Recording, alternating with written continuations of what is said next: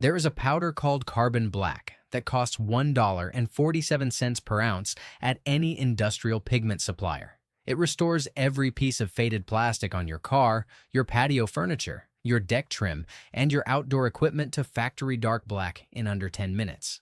A professional auto detailer charges between $150 and $500 to do the same work with branded products that contain the same pigment, diluted to 2% concentration and marked up by a factor of 40. The auto care industry buried this powder deliberately. Carbon black is added to polypropylene because it absorbs ultraviolet radiation, which otherwise causes the material to degrade.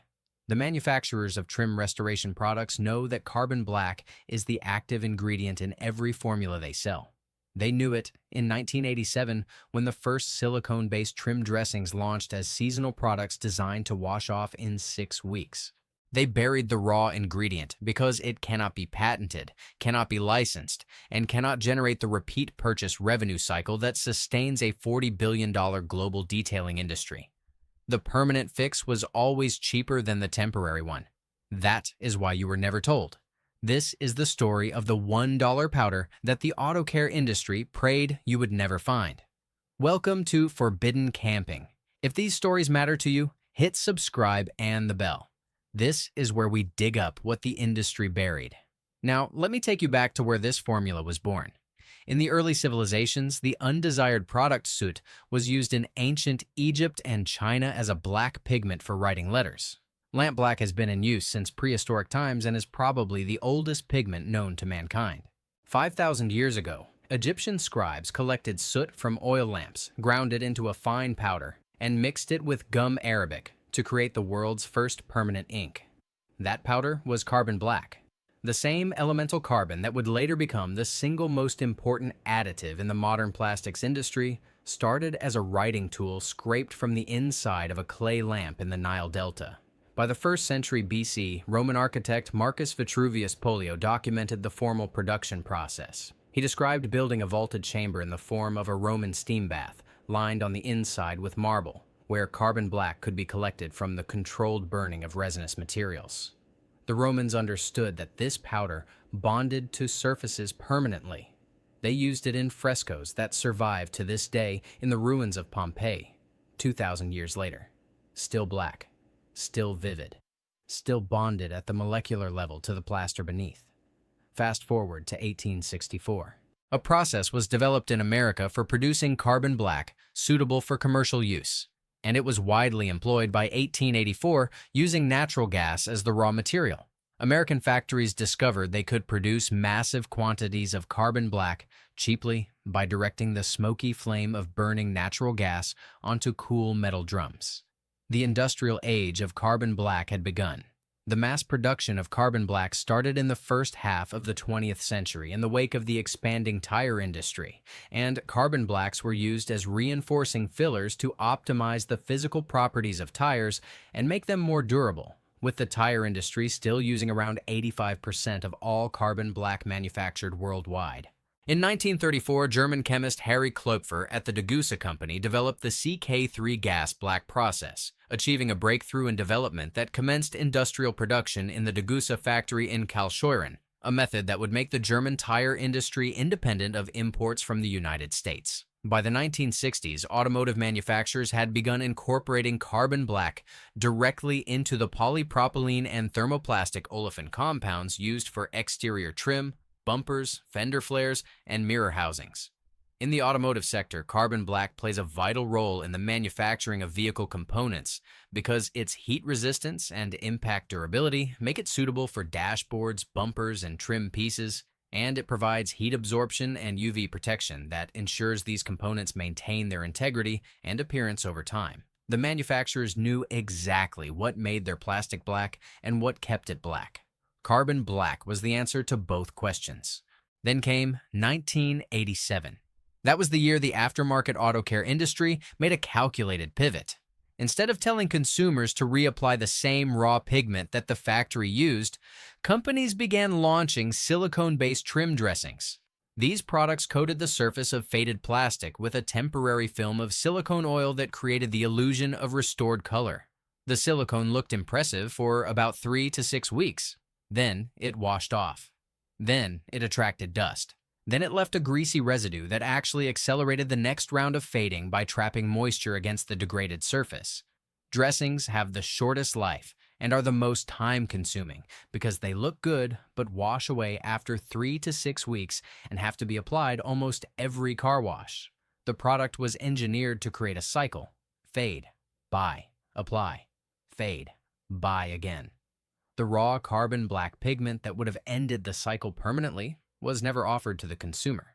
It sat in industrial supply catalogs sold by the pound to plastics manufacturers, invisible to the retail market. The suppression was not an accident, it was a business model. Now, before I continue, I need to stop and tell you something important. Over the past year, we have been building a collection called the Forbidden Camping Vault. Inside the vault, you will find the guide to the 60-cent wood treatment that outperforms high-end deck stain by a factor of 3 and lasts up to 7 years without reapplication.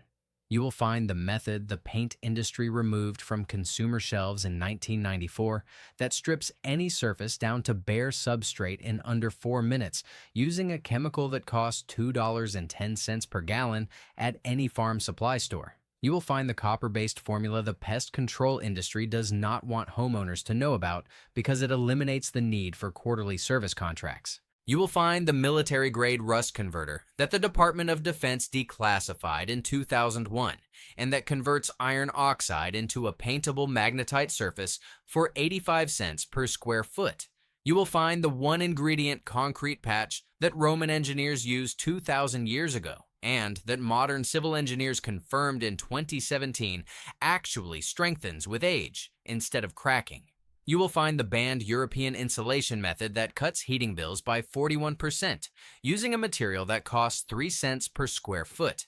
And you will find the headlight restoration technique using a common toothpaste compound that dealerships charge $149 to perform. Over 10 guides in one place. No filler, straight to the point.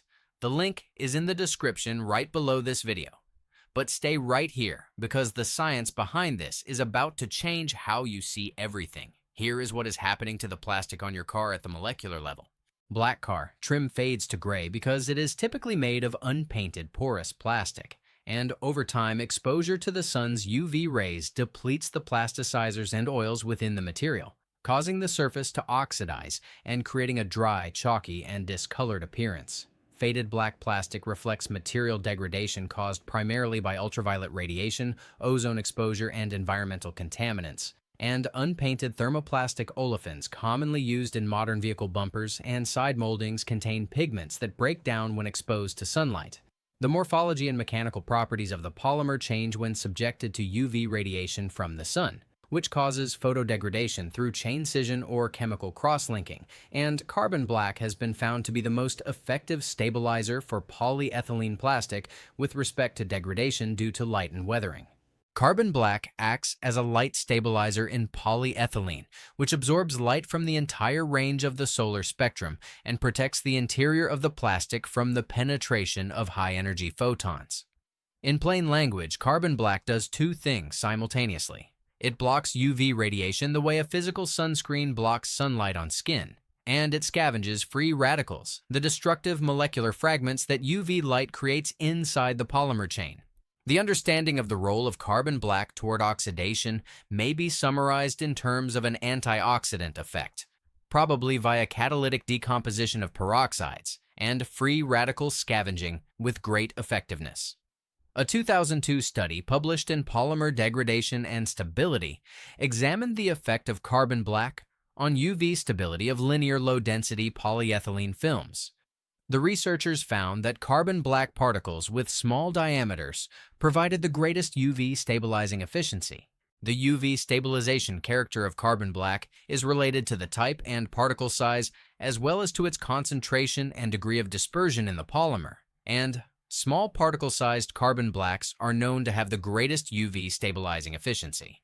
A separate study on high-density polyethylene composites found that UV photons were observed to penetrate up to 54% less with the addition of 6 weight% of recycled carbon black compared to virgin polyethylene. Now compare this to what the trim dressing industry sells you. A 2% black dye formulation that is solvent-based can last up to 6 months on exterior plastic without boosting. That is the premium product. The standard silicone-based dressings last 3 to 6 weeks. Reapplication every 4 to 8 weeks is typical, depending on climate, sun exposure, and washing frequency.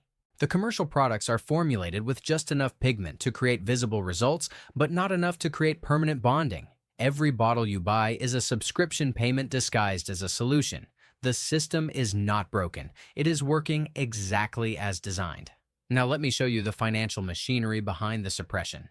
The global car detailing service market was valued at $38.93 billion in 2025, and the market is projected to grow from $40.79 billion in 2026 to $62.98 billion by 2034. That is not a typo. Nearly $40 billion flows through the car detailing industry every single year. In 2024, the exterior car detailing segment alone was valued at over $22 billion. Major players in this market include 3M Company, Meilleur Inc., Driven Brands, Mr. Car Wash, and Zebart International Corporation. The trim restoration subcategory alone generates hundreds of millions in annual revenue through products that cost between $8.99 and $24.99 per bottle and deliver results that last weeks, not years. The active ingredient in every single one of those bottles is a diluted form of carbon black pigment, or a synthetic dye substitute engineered to fade at a predictable rate. A 1-pound bag of pure lamp black carbon pigment costs between $8 and $14 at any art supply or industrial pigment warehouse. That single bag contains enough pigment to restore every piece of plastic on roughly 20 to 25 vehicles. The math is devastating. Less than 70 cents worth of raw pigment per vehicle versus $15 to $25 in branded product that needs to be reapplied every 4 to 8 weeks. You cannot build a subscription economy around a permanent fix. The raw ingredient is not hidden. It is publicly available. You can buy it today from any art supply retailer, any industrial chemical supplier, any pigment warehouse. But you will never see it in the automotive aisle at your local retail store. You will never see a YouTube advertisement for it. You will never find it recommended in the detailing forums that are quietly sponsored by the same companies selling you the temporary version. The distribution is controlled. The marketing is dominated. The algorithm suppresses simple solutions in favor of branded complexity. If you find this information useful, share this video with one person who needs it. Hit the like button because that is how we push past the algorithm that would rather you never see this. And if you have not subscribed, do it now, because what we cover next week is even more dangerous to the industry than what you are hearing today. Here is exactly how to do this yourself. You will need 3 things. First, lamp black carbon pigment powder. You can find it at any art supply store or online pigment retailer. A 4-ounce jar costs between $3.50 and $6 depending on brand. Second, you need boiled linseed oil, not raw linseed oil. Boiled linseed oil has metallic drying agents added that allow it to cure into a hard, durable film. A pint costs $4.89 at any hardware store. Third, you need isopropyl alcohol, 70% concentration for surface preparation.